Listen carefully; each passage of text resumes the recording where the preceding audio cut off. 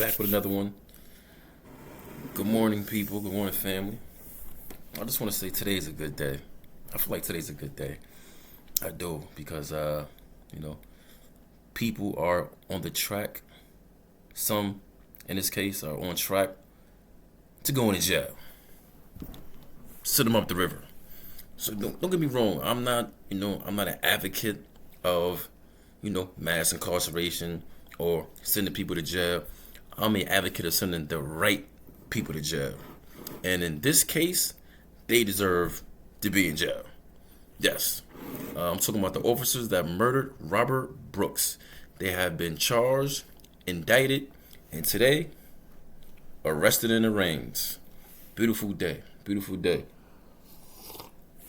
For all of those that are not, don't know about the incident, there was a prisoner by the name of Robert Brooks. He was in Mohawk Correctional Facility. Mohawk transferred him to Marcy Correctional Facility, and he was murdered by officers in that correctional facility. The officers in that jail were wearing body cameras. They did not know that when the cameras were turned off, that they actually still worked for a period of time. So they all, it's kind of a conspiracy. Think about it. They all were in cahoots of turning off their body cams. Everybody had their body cam off, and they thought that the cameras were not recording, but they were. And they showed everything. They showed them, handcuffing this man, beating him, strangling him, choking him, sticking things down his throat, kicking him in the nuts, just any type of cowardly act that you could do to a person that was defenseless. That's what they did. And so, they all were suspended, and I think one guy resigned, but it's been a while. And nobody, up until this point, has been locked up or charged. And today, that happened. They were in court, and they had to answer. I believe altogether, don't quote me, I believe altogether it was 14 officers altogether, I believe, or it might have been 12, but 6 is being charged with murder, and a few more are being charged with manslaughter, and one officer is being charged with the tampering of evidence. And so I'll start with like the lesser crimes for to get around it, to give you a better understanding. So the tampering of evidence probably came about when whenever something happens with a prisoner, you have to file paperwork, and the sergeant has to sign off, especially when there is a use of force, they call it. They have to, say what happened, put it in the report, specifically everything that took place and all of the injuries to the prisoner, what the case may be. So, like always, they doctor that. So that's where the tamper of evidence probably came from. As far as the manslaughter, the prosecuting attorney stated that anybody who stood by and watched this man who was handcuffed behind his back, whoever stood by and just watched while others beat him, strangled him, and killed him, should be charged with manslaughter, because they could at any time stop it.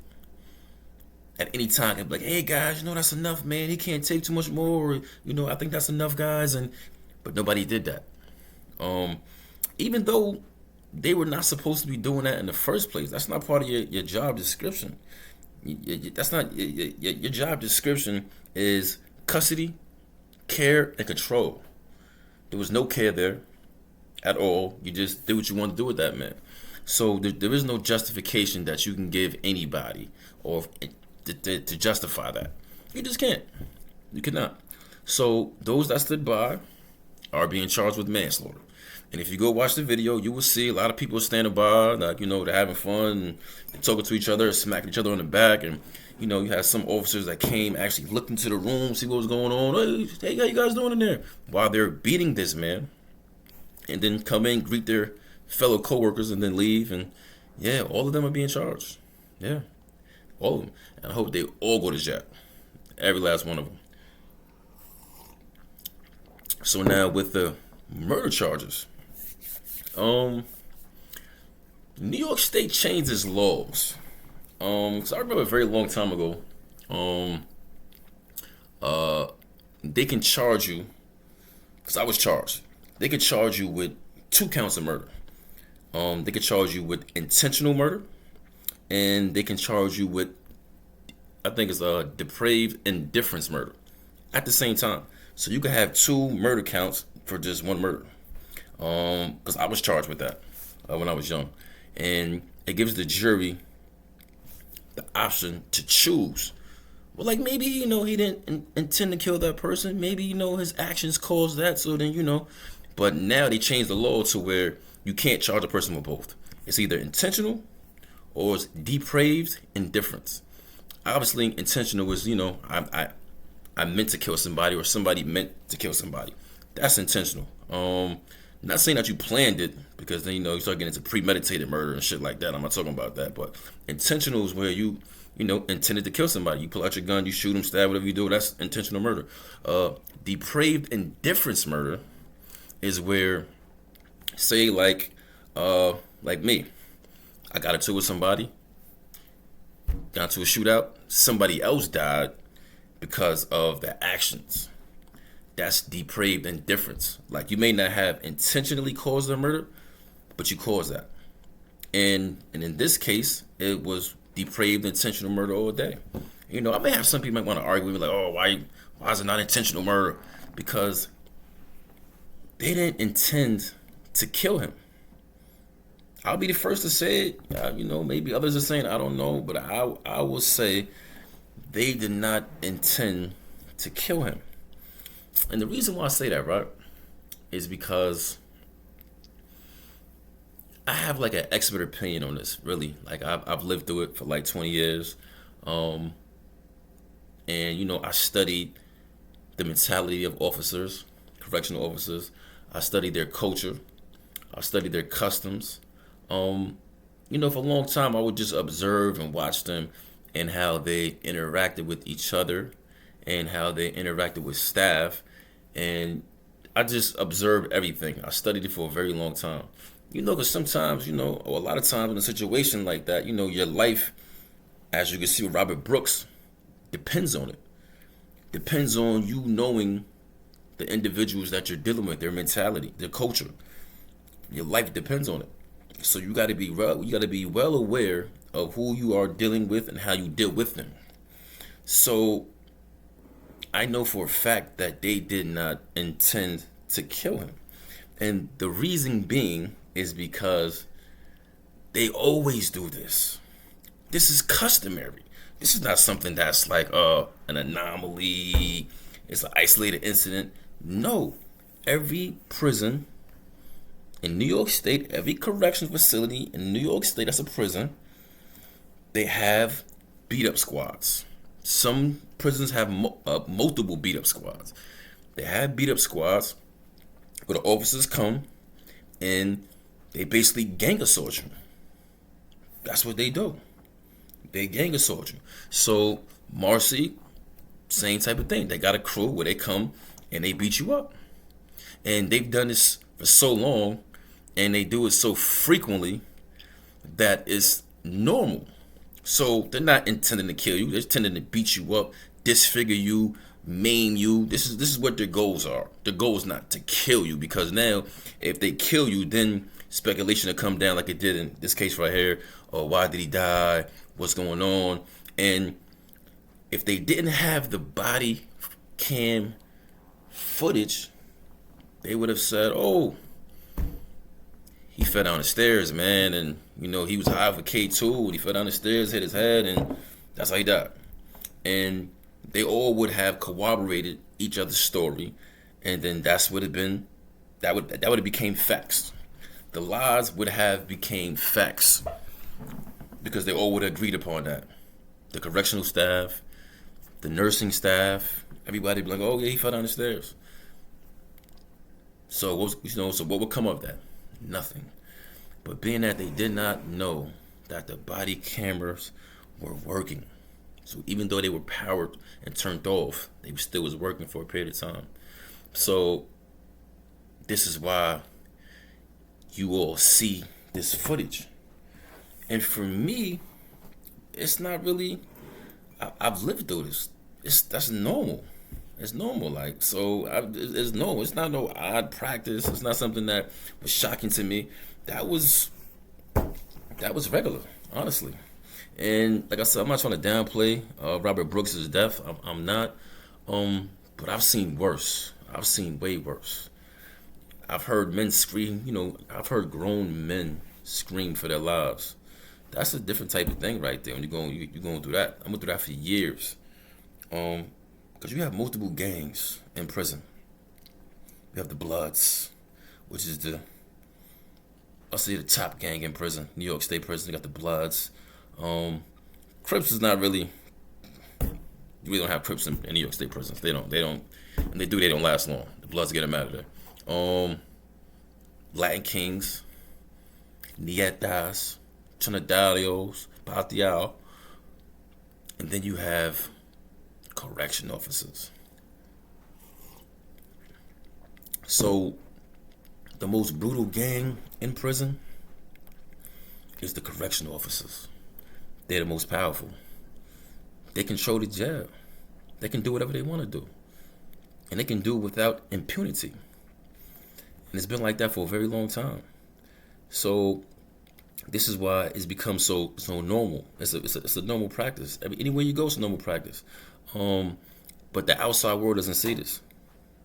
They don't know this. Only people who really know this or see this is family members of people that was incarcerated, and they tell them the stories, or they seen for themselves the damage that it caused when their loved one gets beat up or gets killed. And then it's like their cries fall on deaf ears because there's no spotlight on prisons. Society doesn't care about prisoners. Oh yeah, they broke the law, sit them there, and that's their punishment. But they don't know what goes on in it. This right here just gives you a little snippet of what actually takes place inside of prisons. A little snippet. You don't even see the whole thing. It's just a little snippet of what goes on in there. It's a very, very terrible place. It could be better, believe me. Like, it could be better as far as just like humane conditions. It could be better. And I think one of the things that is really not talked about is they tried to bring race into this, but you have to bring race into this when you have 14, 15 Caucasian people committing murder against an African American. Are you going to say that race doesn't play a part? Because most of the prisons are in rural areas where the black population is either non-existent or it's very low. And you're getting correctional staff from those regions. When the hillbillies come in there, they looking at you like, look at this nigger right here. And so they're already coming in with this warped perception. And then you give them a badge and power. They're unstoppable. But, we see now that, sometimes you got to pay the piper. And that's what they're doing. You have to pay the piper, man. You have to be accountable for your actions, your decisions, the things that you do. Because you signed up for this. You signed up for this job. It's not like, somebody forced you to go in there and they made you work in a prison. No, you signed up for this job. So why are you going against the oath that you took when you're in there? For me personally, I feel like that's a greater crime than a person who actually committed the crime and went to prison. I think people who took an oath to uphold the law and serve and then break that, I think they should get penalized worse. Because you broke something that you swore to uphold. You went against that. You're an oath breaker. And I don't think that should be tolerated at all. They should get the worst end of the stick. But now, lo and behold, you have correctional officers throughout the state that are protesting right now. They're protesting. They're saying, oh, no, we're not working. They left their post. They left the jail. Oh, we're not working. So I find it, timing. When you think about time, what do you think about? Like, what do you think when you think about time? You think about 1 o'clock, 2 o'clock, 3 o'clock, 4 o'clock, noon. What you think about? You think about time, right? You think about, well, what 2000 BCE. That's what you think about. You think about time, right? Timing is everything. Your heart beats. Your heart beats at a certain time. Vibrational frequencies, they vibrate at a certain time. Timing is very, very important and crucial in everything in life. Like your car, like the injectors in your car, they activate at a certain time. So you're saying, like, everything happens, everything is about timing. You gotta get the timing right, the timing perfect. Everything deals with timing. So now the timing of them protesting as these officers are being charged in court is like, things that make you say, you gotta sit back and think, like, why would they protest now? And they be like, oh, the conditions in there are terrible, and inmates are beating us up, and please, I don't want to hear that. Don't do that. Don't do that. I've been in so many prisons in New York State. You're not gonna sit here and tell me that in the prisons you guys don't have control, that you don't have power, that you're not able to do what you want to do. You do it all the time. And then they show a couple of videos on TV of a couple officers or one officer's getting punched. And what did that officer do? He probably was going around beating up inmates for the longest, or he probably was going around disrespecting, stealing stuff from people, or he may have did something to that guy. And then that guy got into the yard and, got around his people and was like, yo, I'm tired of this, man. I'm tired. I can't take no more. I'm tired. And that's probably what that was. Because I'm pretty sure anybody who goes through oppression, that's what that is when you're in there. I understand that you committed a crime. You're in there, you're paying your debt to society. But the officers create oppression. And they create this by telling you that you can't do things that you are allowed to do. Like, prime example, I'll give you a great example. Katsaki or Kutsaki, whatever the name is. Officers there are protesting. Oh, it's terrible, boom, boom. I was in Kusaki. That was one of the worst prisons I've ever been in my life. The officers were dismantling guys, beating them up left and right. You hear them screaming. You see blood in the hallways. The officers were dismantling guys. Dismantling them. And they were oppressing you because they told you couldn't do things that you had the right to do. Like, you had the right to, be in your cell, get on your gate. They got a gate in front of your cell. Get on your gate and talk to your neighbor. Hey, what's going on, bro? How you doing today, man? You all right, man? You need some coffee, some soup? You good? Oh, yo, what's going on, neighbor? You good over there, man? Hey, how you doing? How's your daughter doing? They will come and tell you, get the fuck off the gate. I can't be on the gate? No. If you don't get on the gate, we're going to show you. Wow. That's what they were doing over there. You were not allowed to talk on the gate. Because of them. They said you can't, even though you can. There's a lot of things they were doing that they wasn't supposed to do. So what happens is that creates oppression. So they oppress you. And this is in every jail, they oppress you. So it's like, after so many years of oppression, so many years of not seeing your family, your girl might have left, your wife might have left, you might have got pregnant by somebody else. You sitting in prison for the rest of your life. You sitting there for a bunch of years, and it's like a weight that's just on you. And they oppressing you. They're talking shit to you, like they'll steal your packages. There's just so much shit in there. It's like, if some people snap, that's understandable. And the correctional staff brought that upon themselves. They brought it upon themselves. And those individuals that did assault officers, what happened to them? You got pictures of how they looked after that incident? I would like to see that. I would love to see pictures of how they looked after that. I'm pretty sure they were unrecognizable. Probably broke their legs, the ribs, arms, orbital sockets, knocked all their teeth out, kicked their gonads in. I'm pretty sure. I bet my last dime with that. Because that's how they roll.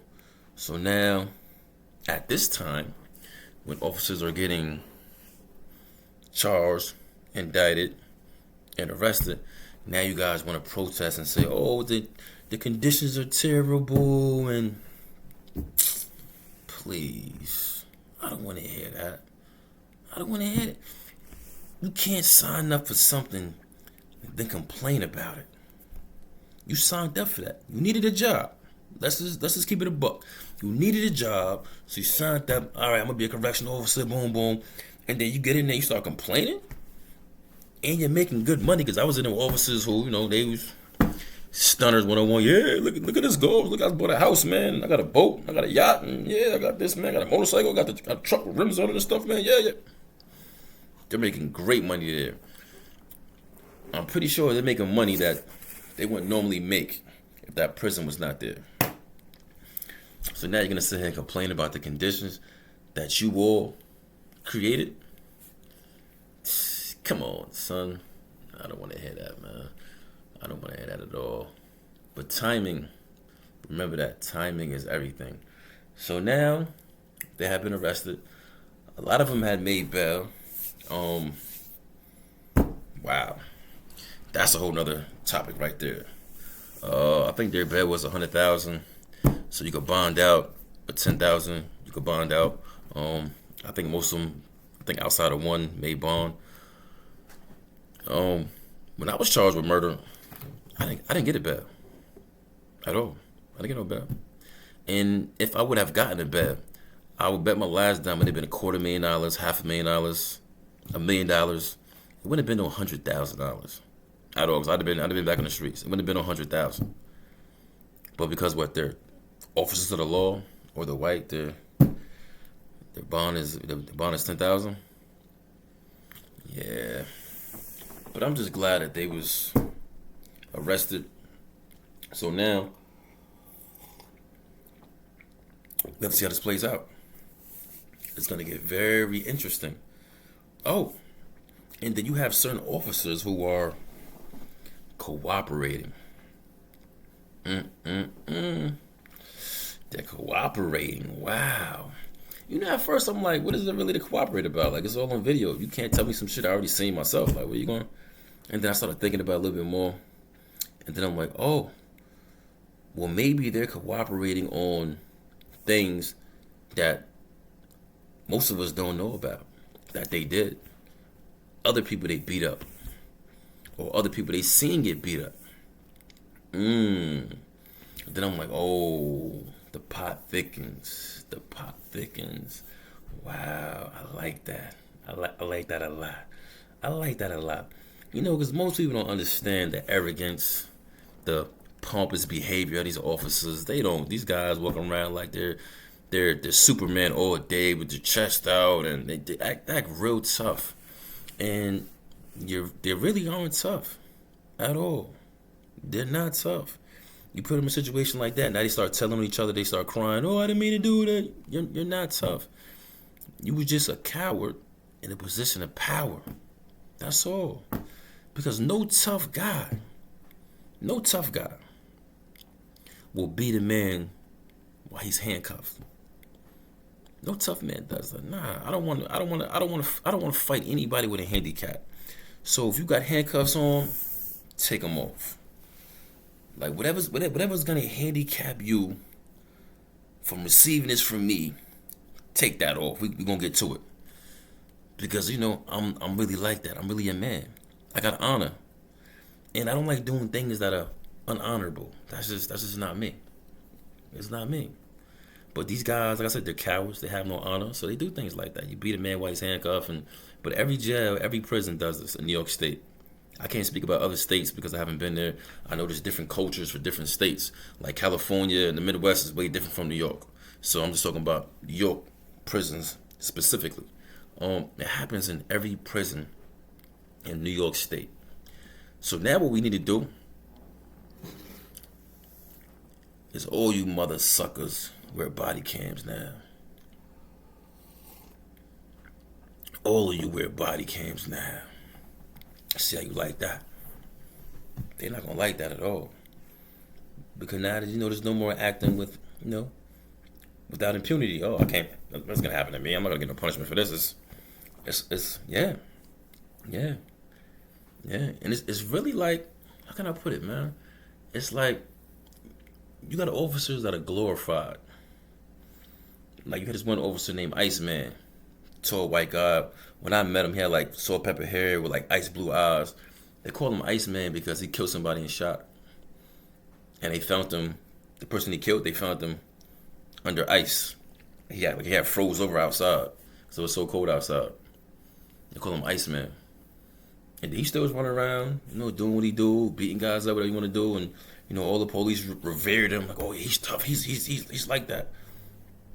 He's a coward. But this is who you have, running your jails and your prisons, and yeah. So I think now things are gonna really, really, really, really change, really. It's gonna really change, and I like to see that,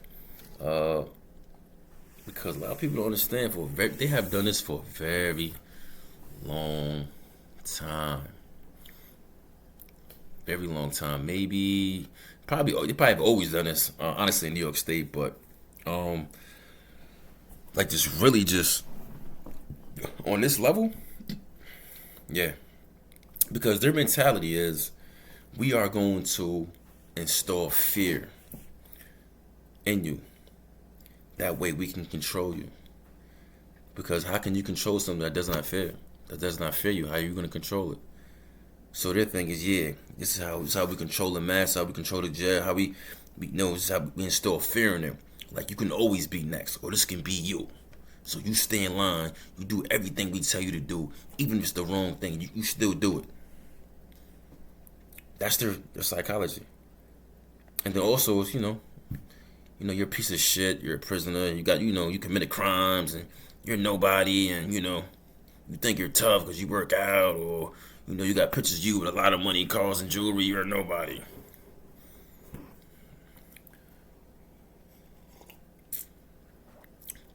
But now is a very good time for change to be installed. Oh, and then real quick, I gotta get. I'm sorry, I have to get into this. I seen it on TV where you had an Attica prison guard saying, "Oh yeah, the conditions are crazy in here, and the inmates this and the inmates that." Attica, throughout New York State, as known as the worst prison in New York State. Attica has single-handedly dismembered, maimed, and beat so many prisoners brutally for the longest period of time.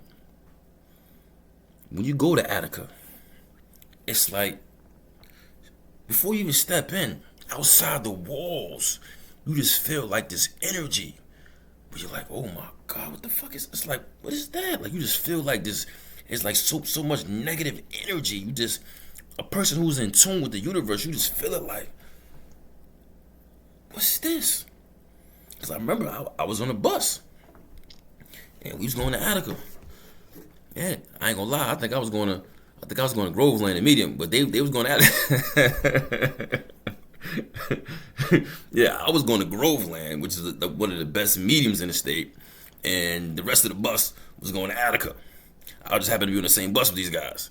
So, we're going there, and then, you got these tough super gangsters on the bus. Yeah, homie, triple double O, how I give it up, man. Y'all seen the last spot. I took his face off and all that, and I get the bag crazy. All these guys on the bus having a little conversation. They're going back and forth, boom, boom, boom. And then we get to Attica. Conversation stop. Everybody's just mad quiet. And I'm looking around like, what the fuck everybody get quiet for? I'm looking like, and then I look, it said Attica Correctional Facility, and I'm like, and then I just felt like the negative vibes. I'm like, and then one of the Attica COs got on the bus. It's like, yeah, I'm gonna need William Smith Johnson, blase, blase, blase, da da da. Come on.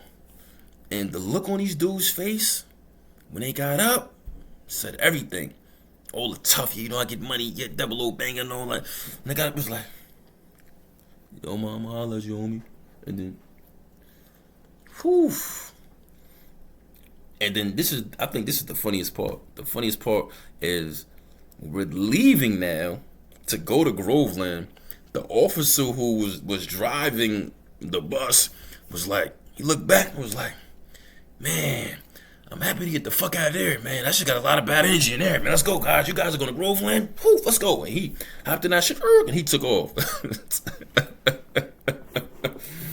Oh, man. So for Attica CO to be telling on TV saying, oh yeah, it's back and this, get your ass out of here, man. You people always trying to fool the public. You're trying to fool the public. I know so many people personally that I've met that are missing all of their teeth because Attica police knocked their teeth out. That's a common practice. They knock your teeth out. So you're walking around with dentures or you're walking around with no fronts because they kicked your teeth out. That's a normal practice in Attica. Normal. Attica is the most brutal prison in New York State. Probably one of the worst in the country. And he got the nerve to be on TV talking, oh, it's a bad place. And yeah, it is. It's a very bad place for the prisoners. Not for the officers who control the jail, who run everything, who brutalize. No. Now, I'm not saying that prisoners are, they're angels or they're Mother Teresa's, and I'm not saying none of that. You got some of the worst people in prison. You know what I mean? Like, you got gangsters, gangbangers, you got murderers, stick-up kids, you got drug dealers, you got pedophiles. You got a plethora of people in prison. A lot. And you got some good dudes in prison that made a mistake or they was in the wrong place at the wrong time. You know what I mean? Or I knew one dude, what's my man name? John Robinson, that's his name. He was in it, I think he had 25 to life because he killed the man that was beating his sister up. So everybody in there, man, is not, a bad person. And then even so, they still don't deserve less than being treated like a human being. Your job is just to go in there, feed them, make sure they go into the program. Your job is not to go in there and enforce and inflict brutality. Oppression, that's not your job. It's not. I don't know where the fuck y'all got that from. It's like y'all come in here, it's like, this is the culture. This is what we're doing. That's not your job. You're going against your job. Like at my job, there's certain things that I'm not supposed to be doing. I shouldn't be doing. I'm not supposed to be on your phone. Not supposed to be eating while you're at work. So there's certain things you're not supposed to be doing. This is your job. They're paying me to be there and perform an act, perform a service, and just things that I can do and things that I'm not supposed to do. You guys are not supposed to be in there unilaterally assaulting, murdering, maiming, and dismembering the people you're there to protect. You're not. But this is what they do. And then now they're trying to complain and talking about the conditions are hard. And I just hope the public doesn't fall for this shit. That's what I'm saying. I just hope the public doesn't fall for this shit. And then they're like, oh yeah, we gotta, whatever the officers need, we gotta give it to them. And they're dealing with worse conditions. It's bad in there. I just hope people don't fall for that shit. But I'll keep you guys updated on this. And, whoo, baby, today is a good day. Until next time.